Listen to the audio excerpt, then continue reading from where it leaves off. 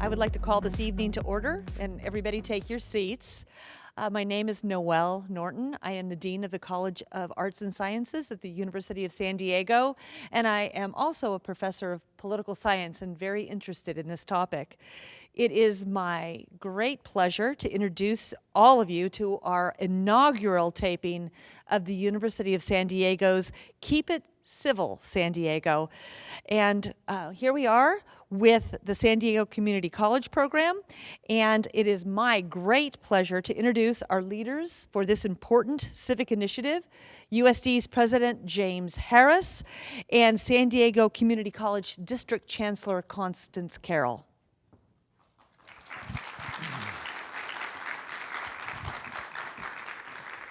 Thank you, Noelle, and good evening, everyone, and welcome to Keep It Civil San Diego. This is what we hope will be a regularly televised program where we bring San Diegans together to have a conversation in a civil manner on issues that are important to all of you. And we're very pleased as a university to be able to host this event and and other events in the future. I want to give you a little bit of a background on why we think this is important to support. As a contemporary, engaged Catholic university, we believe it's our role to be an anchor institution in the city and the greater San Diego area.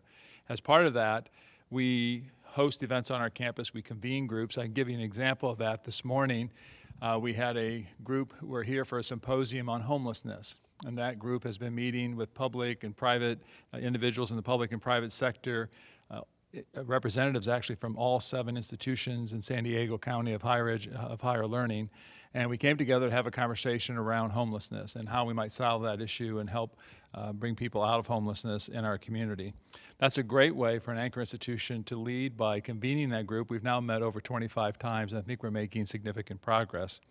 And that's why we support the Institute for Civic Engagement and our first media program that you're here for this evening, Keep It Civil San Diego. And that's why we're proud and delighted to partner with the San Diego Community College District and my colleague and friend, Dr. Constance Carroll. Thank you. Thank you. I'd like to add my welcome as well. The San Diego Community College District is one of the largest community college districts in California and the United States. We have students at City, Mesa, and Miramar colleges and continuing education. We educate each year a little over 100,000 students. What is always of great interest to me is that our students come from over 140 different countries and speak almost as many languages as that. And many of them have come to America either as first generation or second generation or as a new immigrant because they believe in the principles and values of our nation as laid out in the Constitution. And the heart of that, of course, is civility. A way of making decisions, a way of resolving disputes, if need be, in a nonviolent, dignified manner among the citizens of the nation. Of late, that standard has declined, which I think we all know. And this particular program is part of a movement, it is a movement, to restore civility and to restore the way of interacting that has made us uniquely American. So the San Diego Community College District is really proud to lend its full support to this excellent, excellent program and welcome. I think you're going to be in for a real treat. And this evening one of the other conversations that we've had on campus recently was when we took a look at the most vulnerable members of our community, our children. A few weeks ago, the university was proud to host the Bishop of San Diego, Bishop McElroy, and his staff, and all the San Diego Diocese schools in the first of its kind conference to lay out a new plan to protect children from abuse. We held that on our campus, and we were delighted to have District Attorney Stephan provide a riveting keynote address to the attendees to call action that inspired that program that day. And it's my pleasure now to introduce Stephan, our district attorney, and let me tell you a little bit about her. As a prosecutor, District Attorney Summer Stephan has been delivering justice for victims of crime in San Diego County for nearly 3 decades. She is recognized as a national leader in the fight against human trafficking and other issues. As the county's top law enforcement official, she leads an office of about 1,000 employees who pursue fair and equal justice and keep San Diego one of the safest urban counties in the United States. Summer Stephan is leading efforts to address the issue of homelessness and also to address issues affecting those with mental health challenges who come into contact with the criminal justice system. And Summer is known for her balanced approach to public safety, which includes a progressive approach of providing second chances to low-level offenders while still protecting public safety and supporting victims of crime. So now, please join me in welcoming our esteemed and beloved District Attorney, Summer Stephan.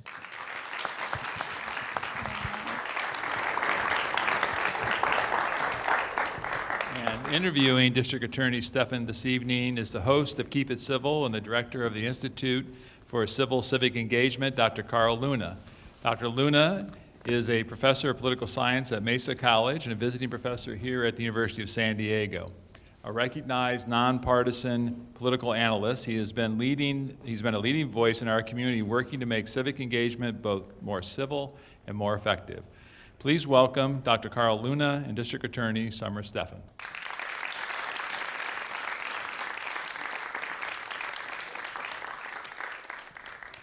I'd like to welcome District Attorney Summer Stephan to our taping of Keep It Civil San Diego. We appreciate you being here tonight. Thank you for having me. Well, it's wonderful to have you here because this is an issue that I know you're passionate about. One of the ways we conceptualize civility in our institute is ohana. It means family. Nobody gets left behind or forgotten. Civility is building community. How good a job are we doing in San Diego building community that includes all of our children and protects them? Well, I think you're so right. We can't talk about civility without protecting the most vulnerable, and that's our children, our disabled, our seniors, and we are fighting hard for them, but we can do more. We can do more every day here in San Diego County. There are kids that are being harmed by sexual abuse, by bullying, by physical abuse, and this trauma stays with them, and really what is stunning is that most of them don't ever report it. They just hold it inside and it becomes a part of their lifelong trauma. And so it's really important that we open avenues like discussion here today about abuse so people feel a freedom to report and to be respected. Now let's talk about how big a problem this is and why it's a perpetuating problem. I mean, the numbers are staggering. The thousands of children every year in San Diego and across the nation, it's in the tens of thousands. How can you communicate that sense of the enormity of the problem to the San Diego community? Well, right now in San Diego County, in my office, which is the People's Prosecutor, the San Diego District Attorney's Office, we have 492 cases involving horrific sexual abuse of children, sexual abuse of adults, human trafficking.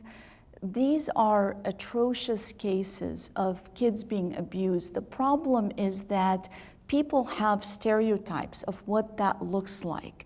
And they're thinking of some stranger jumping out of the bushes and kidnapping these kids. And they're thinking it's rare because those cases make the headlines, but they're not every day.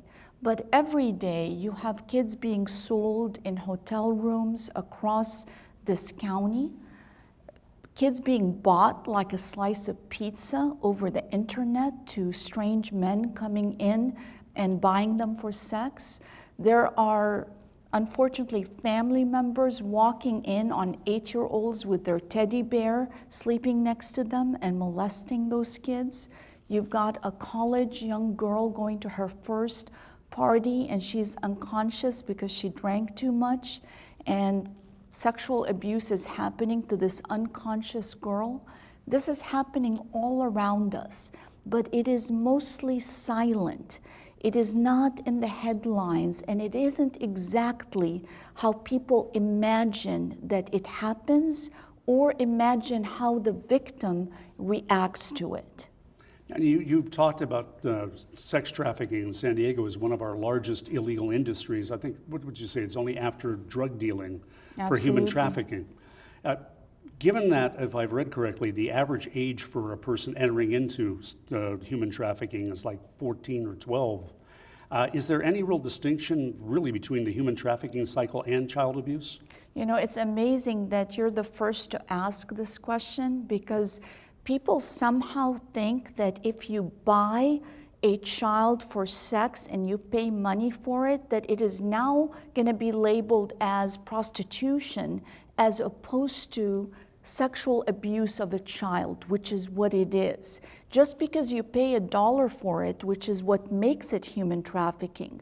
The only difference for human trafficking is that it's for commercial profit. So you're sexually abusing this child, but you're doing it for a commercial profit. There's money attached, which in most reasonable people's mind makes it worse. It makes it child abuse on steroids, because you're now bringing in a cartel and an organized crime industry in addition to the abuse of the child. So that is what it is. You're absolutely right. There is not a difference other than it's child abuse on steroids. Do our laws recognize that? Do they bring the two together, or do they kind of separate it off that, well, this is human trafficking, it goes in that direction, child abuse goes in that direction? Do we have a unified approach to dealing with this? Well, only recently. It's amazing that this obvious problem and the fact that it is child sexual abuse took such a long time to label correctly.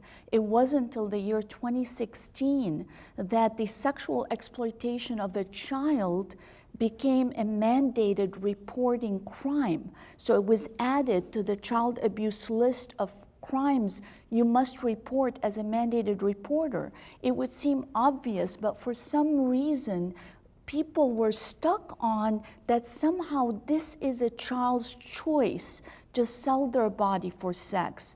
It's really, I mean, it's almost madness, because what child, what boy or girl grows up saying, you know, what I dream of being is a prostitute? It is absolutely not the truth. This is a decision made for them. They are being coerced, the duress is being applied to them to put them into human trafficking, which is the second largest criminal industry. It is an $810 million criminal industry right here in beautiful San Diego County. That's $1 billion industry almost. Is that part of the problem? There's so much money involved with it that people look the other way because that money has to go somewhere. So somebody is processing it, moving it through the system. Does that get in the way of trying to deal with this?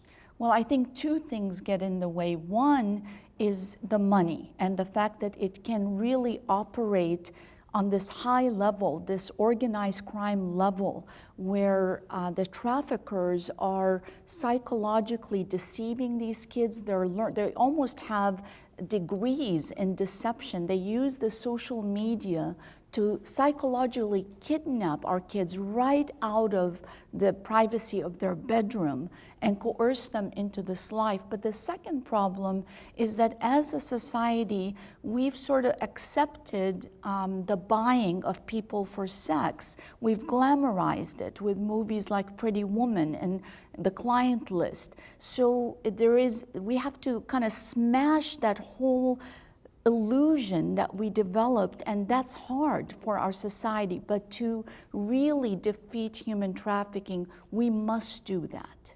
And how does that apply, like with federal RICO laws and the rest? I mean, again, the money that comes changing hands in a motel room or a hotel room over the internet, at some point that ends up in a bank account.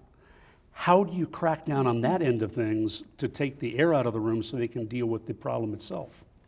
Well, we work on human trafficking in a task force that's organized, that has a money laundering angle. It has a very sophisticated collaboration of law enforcement, because you're right, we have to cut it out from its root. It's a money-making industry. So we have to attack it from the strong prosecution end, but also deal with all of its tentacles in terms of the money that it produces. But that by itself is still not going to be enough, because the more that law enforcement adapts to learn how to bring down these organizations, these criminal organizations, because of the profit, the criminal organizations learn on how to get around it. We bring down one platform, one social media platform like Backpage, and they start creating other ones because it is so lucrative.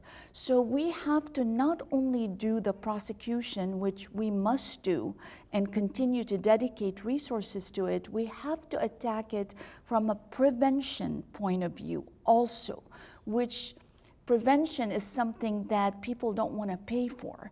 But prevention is very important. It's the ability to teach our kids the truth of what are the harms that may come their way. And if you look around in educational institutions everywhere in schools, we're still stuck on the stranger danger. And the stranger danger to kids is only 10% of the cases. 90% of the harm happening to our kids is from people in their circle of trust or people who enter their circle of trust specifically to lure them into harm's way. Now, there's so much to unpack with all that. You begin with the idea of having to report things when these things come up. How does this cycle of putting things under the rug perpetuate itself, that victims end up not being able to come forward, and when they do, they're not believed? It's so true. It is very, very difficult. Our society really judges crimes that involve sexual crimes very differently than other crimes. If you have somebody who is, has their security alarm off and their door unlocked and somebody burglarizes them, no one judges them. They don't say, oh, he deserved to be burglarized because he didn't have his car door or his home locked. But when a child or an adult is sexually abused, the first thing we do is we turn to blame that child or that adult. Why didn't you report right away? Why didn't you fight? Why didn't you push off the person? Why didn't you do this or that? Instead of judging the perpetrator and the acts of the perpetrator. So it makes it very hard for people to report. They feel the judgment and they see that there are questions being asked about them, so the next victim doesn't comfortably come forward. And that's very important that we break that down, that victims know that they're gonna be believed and that it is not their fault. There's only one person to blame, and that's the predator who did what they did. And they're a predator. But in an age of Epstein and Weinstein and #MeToo, how do you change that paradigm? Because, under our system of law, innocent until proven guilty, the victim is just part of the process. But how do you give, particularly for the child, give the child the justice they need to protect them if the system tends to be looking the other way?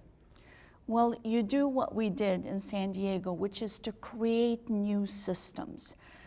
We created a specialized unit for child abuse, for sexual assault, and for human trafficking, so that the system is there set up with the expertise not to ask those types of questions that show judgment and show that you really have complete ignorance about how sexual assault and abuse happens. With trauma-informed victim advocates and a team that is there to actually bring out the truth and to fight for that victim. You create those systems. I realized years ago that we did not have the systems. We had systems to fight a robbery case on videotape and other types of cases, but we didn't have the systems set up. So we created our own kind of like law and order special victims units that specifically address this harm and that can competently prosecute those cases. The results are, they're not statistical, they're real. They're victims like one of the victims I had who was molested by her neighbor as her mom was going through chemotherapy. Again, someone in a position of trust. So what did this child do? She didn't tell anyone. She didn't want to add to the burden of her mom going through chemotherapy. She kept it inside. And then when she became a teenager, that's when she became rebellious and didn't want to go by the rules. Why? Because the rules all failed her. So what did our system do? They looked at her as the person who's making up things. And when she finally told the truth and we were able to prosecute this case, the results are hard to measure. They're the thing that drives me day after day. When I was elected, I received a card. This is 20 years later, because I've been in this for 3 decades. And it had a picture of a young woman with 2 children and a husband. And the card basically said, "You gave me this life because you fought for me and you brought about justice." So building these justice systems are generational. They're not just for that victim, but for the generations that come after that victim to have dignity, civility, and respect. Now, I've read that our funding for child protection actually hasn't recovered to the 2008 level before the Great Recession statewide. I mean, you brought up the point that a lot of people like to think that's other people's problems, happens in other zip codes, when the reality is almost every high school you've studied has incidents like this. It's a north, south, east, west problem in San Diego. Mm-hmm. How do we build the empathy across our different communities to understand this affects everybody, that you cannot just say it's other people's problems? How do you get over NIMBYism that says we don't want a halfway house for battered women in our neighborhood? We don't want a halfway house for victims of sex trafficking, like you saw as a big argument in Coronado not too recently. What's the challenge of getting the money you need? Because I know you need a lot more money to deal with this than the state can provide. You're so right, and we've been stuck, because the expenditure on a 911 reaction is there, but there isn't this actual expenditure first to provide the right protection for victims and to also provide the right funding for prevention before people become victims. So we like to react, but we don't like to be proactive in how we care for victims of crime, and that's something that we really must address urgently. I know that recently Children's Hospital had a waiting list for kids that were suffering from trauma, and we had to fight for funding to make sure that we get that trauma-informed care for the kids. It's so important. But there is an attitude like, this can't happen here. This place is so beautiful with the oceans and everything. It can't happen in my family. But the reality is no one is immune, because these crimes and human trafficking, as one example of it, it thrives in vulnerability. And people immediately associate vulnerability with socioeconomic status, with poverty. Yes, that's one vulnerability, but vulnerability also exists in kids who have learning disabilities, kids who feel bullied in school, and they can live in any zip code. They can feel that loneliness, so that the predators are reaching out through the social media and trying to befriend them and trying to fill that vulnerability void and pull them into a life of destruction and harm and really death. So no one is immune. I've seen police officers' family that were trapped in human trafficking, teachers, nurses. There is just every segment of society. These are our children, really, is the way we have to look at society, at civility, is that if we feel that these are our children, then we will really care. There was a wise man who once said that however you treat the least of my children, my brethren, you treat me. We seem to forget that from time to time. I mean, every time there's a Comic-Con, there's a Super Bowl, there's a major event, there's a lot more going on in those hotels than just simple partying. The holidays are going to be coming up. If you could ask for something in your stocking to help to fund this, how much more money, how much more real support do you think we have to commit as a city, as a state, to show we're really serious about this issue? Well, we need housing. We need to make sure, because we see that when we do recover victims, they've lost their innocence. They've lost so much of their life, the building pieces. You know, I look in the eyes of this 13-year-old victim who, you know, she was one of the few that actually got the care that she needed, and now she's completing a master's and can be that next generation that is not broken. She can break that chain from her family and family abuse to provide her children with a whole person that can help her children. This investment is really important, but let's not forget the investment of time. One of the things that anybody can do is to be a mentor. If we think of these children, these people that have been harmed like that as part of our family, and we provide them with mentorship, that's why things like Voices for Children, Boys and Girls Club, being a mentor has been proven to be a lifesaver. So we need the investment of money in systems, in actual trauma-specific care for kids who are suffering PTSD and trauma, and we need that, but we also just need the human touch of a mentor, of a friend, to understand what a normal relationship looks like, where somebody doesn't want something from you, but actually cares for you. So what we're saying is it's going to take a lot of money and a lot of time, and we all have got to keep it civil. Absolutely. Thank you very much, District Attorney Summer Stephan. Thank you.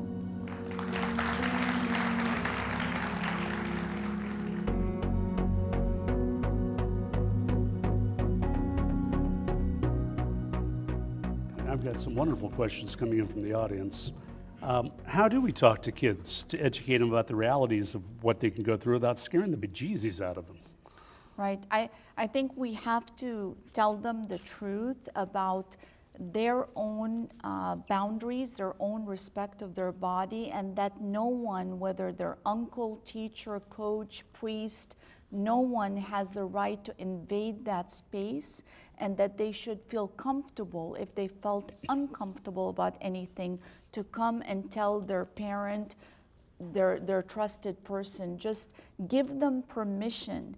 And one thing that you can also do, if sometimes parents are uncomfortable telling, if they suspect their child has some changes and they're worried about talking directly, you can say to the child something like, I'm going to tell you some signs to look for in case you see this in your friends and you want to protect and guard your friend. If you see these things, there might be trouble. You know, somebody paying special interest, somebody giving gifts when, you know, they shouldn't be. So kind of give them a lot of tips on how to look out for their friend, and that same advice then will apply to them. Yeah, and that kind of leads to a couple of interconnected questions. I mean, we get kids when they're in school, and school is supposed to educate them to a lot of the facts of life, realities of life, as it were.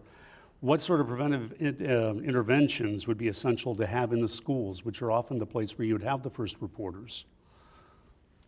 Yeah, you know, last few weeks ago, the bishop invited me to do a training for all of the dioceses on mandated reporting. First, I think the law that we have on mandated reporting it's too flexible. It uses the term reasonable suspicion, and people interpret that as in the eye of the beholder. And they think that reasonable suspicion means some proof beyond a reasonable doubt, when it's just a suspicion that something is wrong because you saw it or you heard it. So the way the law is written, it has too many loopholes. It also gives a lot of exceptions. And my advice is that, and that's why I want to see the schools apply it a lot more directly, and really not leave any loophole, and let us investigate and see what the situation is. The reality is that, like I told the diocese group, you're not going to actually witness most of the time sexual abuse. What you're going to witness is grooming behavior. You're not going to see somebody engaging in sexual activity with a child. You're going to see that the child is changing. You're going to see things that look like grooming, like special attention, like funny texts that shouldn't be there, like too many rides that are given to a child but not to others. You're going to see things that look like grooming, not the actual sexual act. Yeah, all the stuff that leads to the abuse that'll be happening, so you can put the child in that position of vulnerability. Is there any effort going on at the state level, like with Tony Atkins or somebody, to try to tighten up the laws? Is there an active proposal for trying to tighten these up without running into criminal procedures, how you protect the innocent? Right. There's nothing really specific. I know that Senator Atkins and others really do care about this issue, but there's nothing really transformative that's happening. So that's why I decided, I sent all of the superintendents an email about that we formed an internal task force in the DA's office to assist the schools in making sure they comply and in allowing the public and teachers and anybody that feels that the systems are failing them and that this reporting isn't happening, to have a place to let us know that they're not sure the reporting is happening, so we can actively look into it.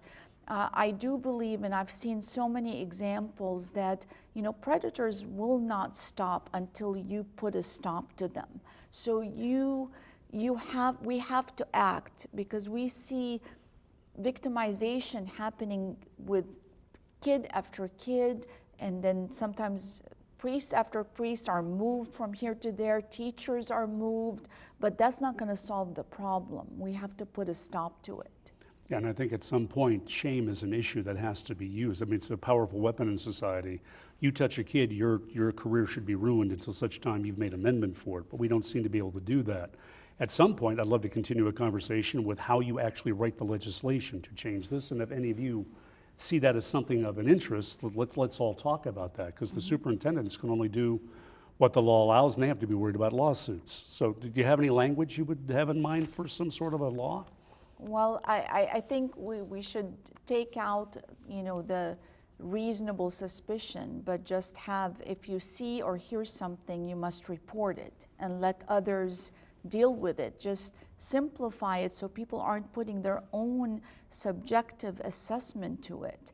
And then I love this. This is another very famous word that I hear all the time, why a child shouldn't be believed, is credible.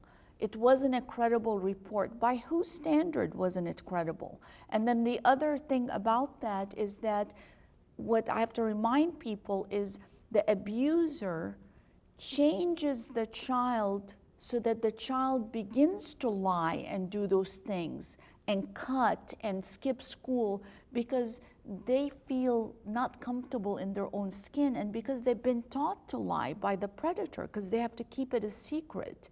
And so now, when adults see that there's a report, they think, well, it's not credible. Well, it's because the abuser made the child not credible. It's not because the child's nature is not credible. And the truth is that a very small percentage of sexual abuse reports are not truthful, are false reports. That's such a small percentage. Children and adults usually tell the truth about abuse. And that's amazing, because children know, they'll tell little lies, but they don't know the big lies. It takes an adult to develop those lies. Exactly. And what you're talking about with education in high school, I have one, actually, some of my students are here tonight. Extra credit always works out. That's great. Should be but they ask double. the question, as high school students, what can you do to get the students engaged? Being here, for credit or not, I think it's great, because I do think that, look, we have more slavery today than we've ever had. I'm looking to you as your generation to come up with a reason why we cannot tolerate this. We cannot tolerate abuse and slavery. We have to isolate it. We have to be respectful and let people have the respect of being victims and reporting and being believed and listened to. That's so important, changing this generational secrecy and generational acceptance of another person being abused and demeaned, another person being viewed as an object instead of a human being, bringing about gender equity. So there's no longer this rite of passage for men, and that can be accomplished only by buying another person for sex. It's your generation that needs to end that. And I'm looking to you to do that, because you're the right generation to do it. Yeah, and when you look at that, you know, there's the media, there's the social media, there's the internet. I mean, what can you do just with San Diego when there's a global phenomenon? The problem, as you brought up, people think slavery went away. There's more people who are living as slaves today than ever before. Right. Is it a problem that's so big that we should all just kind of retreat and binge watch Netflix to try to just drive it out of our minds? Or is there things people can practically do? Somebody in the audience was asking, how can the average person get engaged in this? What can they do to help children? Well, we cannot give up. If we give up on this, we give up on being human at all. We can't accept slavery as a state of being for our generation, for anyone. We have to eradicate it. And everybody can do something. I mean, I'm at a Catholic university, so Mother Teresa said, there's none of us that do big things. We do small things with great love, and it has a great impact if everybody did something. If everybody committed to look at another human being in the eyes, because you will see the signs in people's eyes when you look at them. I'm kind of trained to recognize that look when people's spirit is getting extinguished and something is going on. They're looking away because they're ashamed. Something is happening at home, or something is happening in terms of someone exploiting them, and being a friend to that person, demanding that our laws continue to improve so we don't tolerate slavery or abuse, that people feel comfortable reporting and not be judged and made to feel ashamed like they did something wrong. They brought it onto themselves by the way they dressed or acted or had too much to drink, whatever it is. But this cannot change by only addressing this issue as a women or girls issue. This is a humanity issue, a human issue that can only end if men and boys get fully engaged in it as well. And boys are victims of sex trafficking too, and abuse, and men as well. I mean, like we said, it crosses all the lines.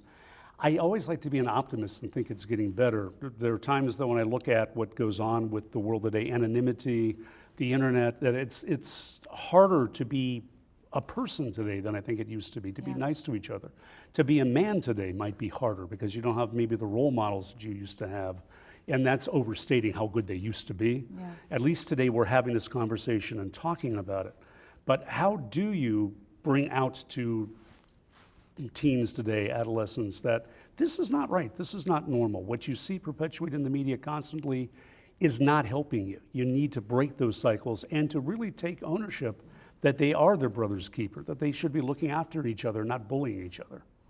I mean, Carl, you're so right. It is harder for this generation because of all the loneliness. I mean, we see suicide rates in San Diego County went up by 45% in the last 5 years. And I attribute that a lot to this isolation, this loneliness, which is created by people not actually communicating and talking with each other.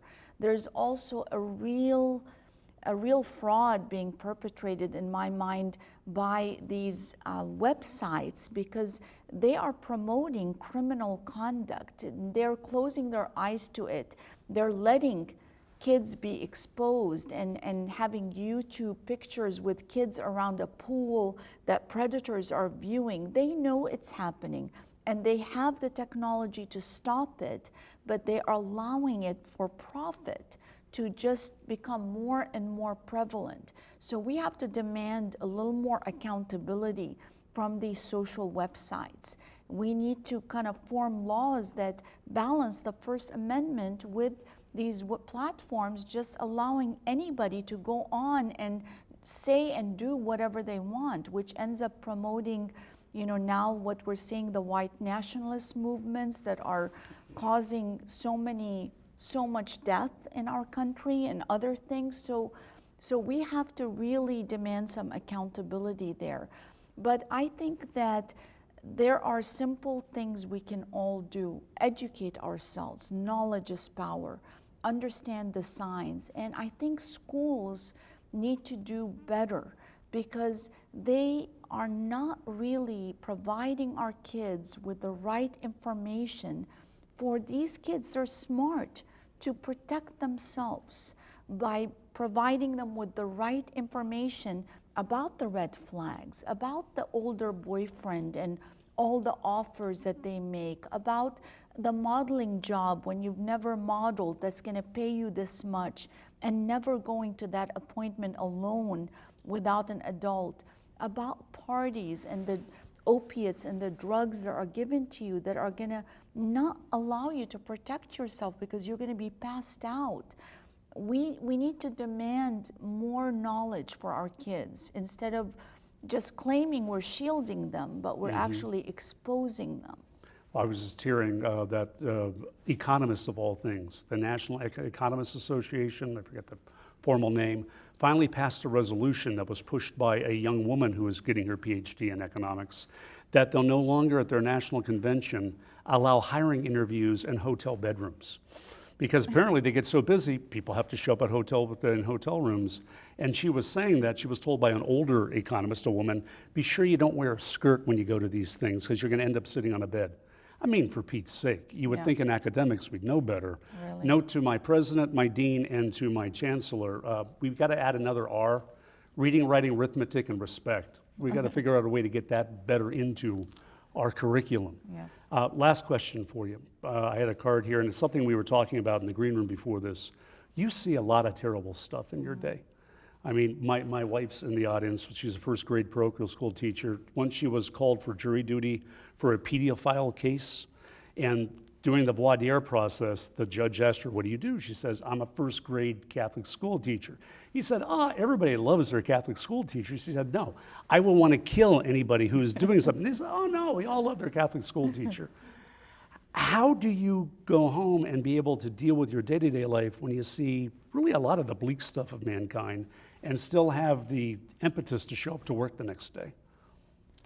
You know, I fight and I try to push down the bullies and knock them off, but I do it in the courtroom. So that's my outlet. You know, the law is a shield and a sword. Dr. Martin Luther King put it best when he said, laws cannot make another man's heart love me, but laws can protect me from the heartless.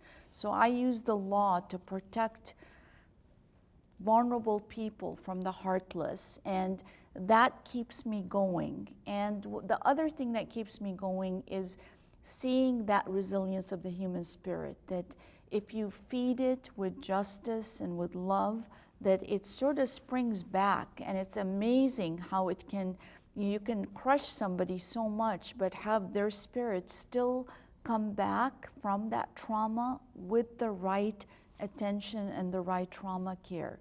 So seeing some of my victims and how they thrived years later, you know, that keeps me going for the next time. Wow.